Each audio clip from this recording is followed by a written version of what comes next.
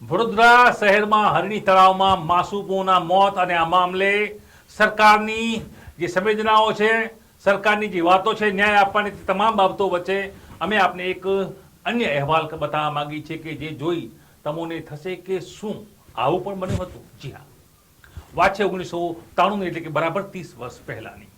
આવી જ હોનારત, આવી જ એક નાવ ડૂબી હતી, 22 લોકોના મોત થયા હતા. ઝુમર ઇઝ કિંગ પુસ્તકમાં ભારતભરના જેવા લેન્ડમાર્ક જજમેન્ટ્સ હોય છે એ બધાને સંકલિત કરીને જે ગ્રાહક સુરક્ષાની સુપ્રીમ કોર્ટ એટલે નેશનલ કમિશન કહેવાય, એ નેશનલ કમિશનના એક મેમ્બર છે રાજ્યલક્ષ્મી રાવ, એમનું લખેલું પુસ્તક છે અને એનો ગુજરાતી અનુવાદ પીવી મુરજાણીએ કરેલો છે. આ પુસ્તકના પેજ નંબર 178 ઉપર આ ઘટના નોંધાઈ છે વડોદરાની. લખ્યું છે હોડી હોનારત. વડોદરા શહેર નજીક સુરસાગર સરોવરમાં મ્યુનિસિપલ કોર્પોરેશનના નાગરિકો માટે નૌકા વિહાર જેવી મનોરંજક સુવિધા ઉપલબ્ધ કરાવી હતી. તે મુજબ મ્યુનિસિપલ કોર્પોરેશને એક્વા સ્પોર્ટ્સ નામની પેઢી સાથે કરાર કર્યો હતો, જેણે ઓરિએન્ટલ ઇન્સ્યોરન્સ કંપની પાસેથી વીમા પોલિસી મેળવેલી હતી. તારીખ 11/8/93 રોજ જન્માષ્ટમીના કારણે જાહેર રજા હતી. સામાન્ય નૌકા વિહાર ચાલુ હતો. દરેક યાત્રી પાસે 3 રૂપિયાની ટિકિટ લીધી હતી અને નૌકાની ક્ષમતા 20 યાત્રીઓની હતી. છતાં એ નૌકામાં 38 યાત્રીઓને સમાવવામાં આવ્યા હતા, જેના કારણે નૌકા ડૂબી ગઈ હતી. તરવાનું ન જાણતા 22 યાત્રીઓ સમયસર મદદ ન મળવાના કારણે ડૂબી ગયા હતા અને જીવન ખોયા હતા. રાજ્ય કમિશન સમક્ષ ફરિયાદ દાખલ કરાતા તેણે આંશિક દાવો મંજૂર કર્યો હતો અને મ્યુનિસિપલ કોર્પોરેશન અને એક્વા સ્પોર્ટ્સને કેટલીક રકમતા વ્યાજ અકસ્માતની તારીખથી ચૂકવવા માટે હુકમ કર્યો હતો. 30 વર્ષની આ ઘટના, જન્માષ્ટમીનો દિવસ હતો, રજાનો દિવસ હતો અને 1993માં વડોદરાવાસીઓ એક બોટમાં સવાર થાય છે, તે પણ મોતની બોટ બની હતી. બોટ તળાવમાં ઊંધી વળે છે, અકસ્માત સર્જાય છે, 22 લોકોના મોત થાય છે. 93ની આ ઘટના, જન્માષ્ટમીના તહેવારની એ ઘટના વડોદરા વાસીઓ માટે લાલબત્તી સમાન કિસ્સો હતો. જો કે તે બાદ 30 વર્ષ પછી પુનઃ આ પ્રકારની જ હોનારત થાય છે. આવી એક હોડી, નિયમોનો ભંગ થાય છે અને માસૂમોના જીવ હોમાય છે. કલ્પાંત કરતું ગુજરાત, રોતું કકડતું ગુજરાત, સંવેદના વ્યક્ત કરતું ગુજરાત, શોક વ્યક્ત કરતું ગુજરાત.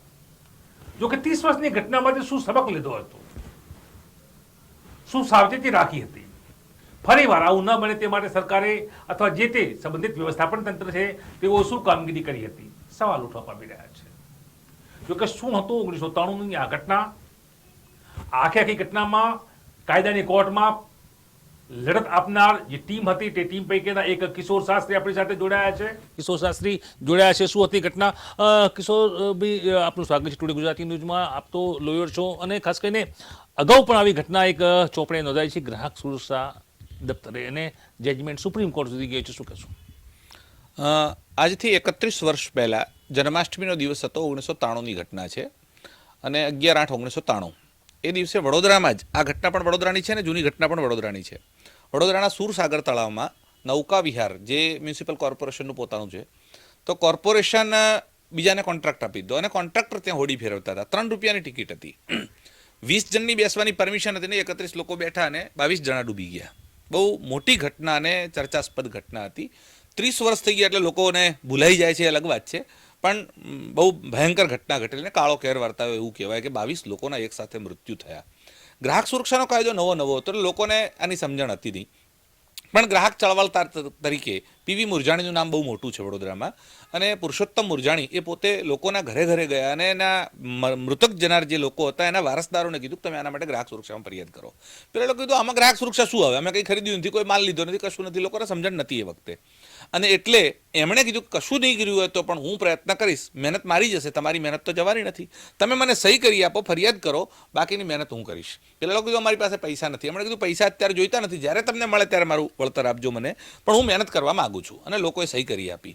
એના આધારે કેસ થયો, જિલ્લા કોર્ટમાં કેસ ચાલ્યો, રાજ્ય કમિશનમાં કેસ ચાલ્યો. નીચેના લોકોએ કીધું 50,000 રૂપિયા આપો, રાજ્ય કમિશને કીધું 1 લાખ રૂપિયા બધાને આપી દો, અને એ નેશનલ કમિશનમાં એટલે દિલ્હીમાં કેસ ચાલ્યો. અને દિલ્હી નેશનલ કમિશને પણ 2006માં એનું જજમેન્ટ આપ્યું. એમણે કીધું કે માણસ મરી જાય છે ત્યારે લાખ રૂપિયા એટલે 22 લાખ રૂપિયા આવો યોગ્ય નથી, અને નેશનલ કમિશને 80 લાખ રૂપિયા આપવાનો હુકમ કર્યો. એના વિરુદ્ધમાં વીમા કંપની, મ્યુનિસિપલ કોર્પોરેશન અને કોન્ટ્રાક્ટર એ ત્રણેય લોકો સુપ્રીમ કોર્ટ સુધી ગયા, અને સુપ્રીમ કોર્ટમાં આ મેટર ચાલી. અને સુપ્રીમ કોર્ટે કીધું તમે માણસને મારી નાખ્યા પછી એવું આશા રાખો છો કે આણે ભૂલ કરીને તેણે ભૂલ કરી? શું ભૂલ હતી? એટલે આ લોકોનો બચાવ એવો હતો કે લાઈફ જેકેટ પૂરા પાડ્યા નહોતા, જીવન રક્ષકની તેમાં એક જોગવાઈ હોય છે કે માણસ અંદર જીવન રક્ષક તરીકે રાખવો પડે, એવા તરવૈયાની જોગવાઈને એણે ધ્યાનમાં રાખી નહોતી. હવે એમનું કેવું એવું હતું કે 22 હતા ને ભાઈ 22ની કેપેસિટી 20ની હતી ને 31 લોકો બેસી ગયા, તો વધારે બેસી ગયા એમાં ગ્રાહકનો કયો દોષ છે? બેસતારનો તો દોષ છે જ નહીં, બેસાડનારે ખબર રાખવાની છે. અને બેસાડનાર ખબર ન રાખી તો મ્યુનિસિપાલિટીએ મોનિટરિંગ કરવું પડે, મ્યુનિસિપલ કોર્પોરેશને મોનિટરિંગ નથી કર્યું.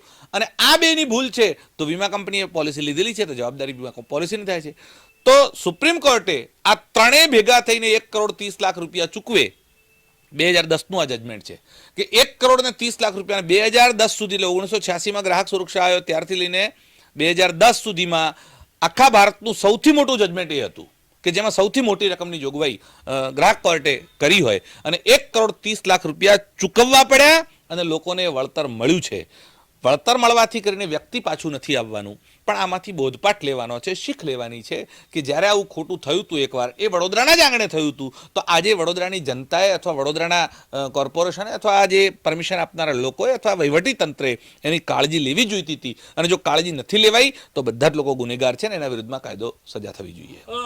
કિશોરભાઈ, આપે એ આખા જજમેન્ટનું સુપ્રીમ મોદીનું જે જજમેન્ટ છે, એક કોર્ટ તે બાદ અપીલ બાદ બીજી કોર્ટનું પુરાવાનું વિશ્લેષણ પૃથ્થકરણ અને એથી બાદનો ફેસલો, સુપ્રીમ કોર્ટે પણ આ ફેસલો આપ્યો છે. તમારી દ્રષ્ટિએ આપ તો કાયદાબીન છો, વડોદરાની હરણની આ નવી ઘટના, 17 લોકોના મોત, કોની ભૂલ કહી શકે? જે રીતે આ કેસમાં પણ એ પ્રકારનું જે કે આખું ટ્રાયલ ચાલ્યું હતું અને ટ્રાયલ બાદ ફેસલો પણ આવ્યો છે, તમારી દ્રષ્ટિએ શું ન્યાય હોઈ શકે? કોણ દોષિત હોઈ શકે? કોણ દોષિત હશે તો આખા ઘટનાનો જે છે એનો અભ્યાસ કરવો પડે કે એમાં શું થયું છે. નહીં તો આખી કમિટી પણ નિમાશે ને કમિટી તપાસ પણ કરશે ને ત્યારે દોષીઓ બહાર આવશે. પણ પરમિશન આપનાર, મોનિટરિંગ કરનાર, ચલાવનાર અને જે નાવમાં બેસાડનાર સુધી બધા જ લોકો દોષી છે. તમે જુઓ છો કે છેલ્લા વર્ષમાં ગુજરાતમાં લગભગ 15 પુલ તૂટ્યા છે. તમે મોરબીની ઘટનાથી શરૂઆત થઈ હતી અને પાલનપુરની ઘટના સુધીમાં 15 પુલ તૂટ્યા છે, કેટલાય લોકો મર્યા છે. એટલે આ ઘટના માત્ર હોડીમાં થાય છે એવું નહીં, પુલમાં થાય છે, લોકો તૂટી પડે છે. ઇવન તમને યાદ હોય તો આપણે પાવાગઢનું જે રોપવે છે એ રોપવે સળગ્યું ને રોપવે પડ્યું તો રોપવે પણ તૂટ્યું. પણ આ બધી જ બેદરકારીમાં જેટલા લોકો જવાબદાર હોય કોઈને છોડવા જોઈએ નહીં.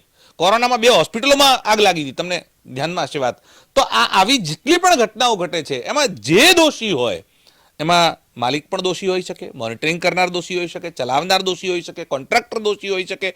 તમે જે કંઈ કોઈ એનાથી આગળથી કોન્ટ્રાક્ટ કે પેટા કોન્ટ્રાક્ટ આપ્યો હોય તો એ બધાને પકડવા જોઈએ અને બધાને સજા થવી જોઈએ. તો આપણે જોઈ રીતે કોઈ પણ છટકી શકશે નહીં, જવાબદારી તમામની ફિક્સ થાય છે. ઇજારો જ્યારે આપવામાં આવે છે, ઇજારદાર માટે શરતો એક બોલીઓ હોય છે અને ઇજારદાર એ શરતો બોલીઓનું પાલન કરવાનું હોય છે.